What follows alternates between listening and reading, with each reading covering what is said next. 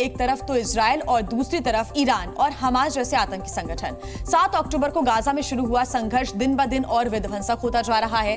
दावा यह है कि इस जंग में अब तक 1,80,000 से ज्यादा लोगों की जान जा चुकी है, लेकिन अब भी गाजा और उसके आसपास के इलाकों में शांति की कोई उम्मीद नजर नहीं आ रही। बीते 24 घंटे में गाजा में जो कुछ भी हुआ, उसके बाद यह माना जा रहा है कि इजराइल और हमास की जो वॉर जोन में तबाही की सबसे खौफनाक स्क्रिप्ट है, वो लिखी जा चुकी है। मारा गया हमास का कमांडर, तीसरे विश्व युद्ध का ट्रिगर, इजराइल का डेडली अटैक, ईरान को मेगा सेटबैक, नेतन्याहू की ईरान को धमकी, राउंड द ग्लोब सनसनी, आईडीएफ का मिशन कमांडर 24 घंटे में बदलेगा वर्ल्ड ऑर्डर, इजराइल का एयर स्ट्राइक, वर्ल्ड वॉर 3 की खूनी स्क्रिप्ट। गाजा में अब तक जो कुछ हुआ वो महज एक ट्रेलर था। गाजा में अब जो होगा उसकी कल्पना भी नहीं की जा सकती। 7 अक्टूबर 2023 की रात शुरू हुई एक जंग अब अपने सबसे खौफनाक मोड़ पर खड़ी है। तकरीबन 10 महीने पहले हमास ने इजराइल को चुनौती दी थी।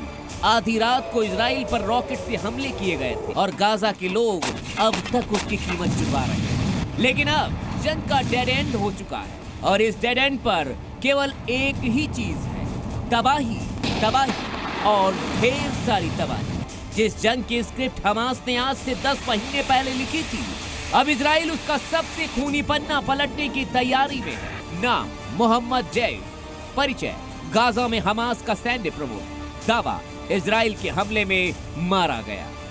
दरअसल इजरायली सेना को आर्मी रेडियो पर खान यूनिस के पश्चिम में हमास आतंकी डेफ के छिपे होने की सूचना मिली। इसके बाद इजराइल की सेना ने इस इलाके पर हमला कर दिया।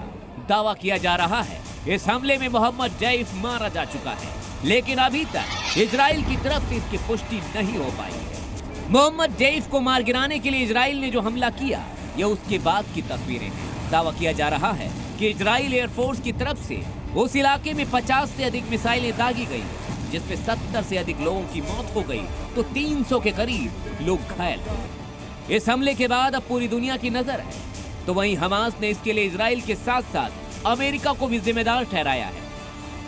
हमले के बाद हमास ने कहा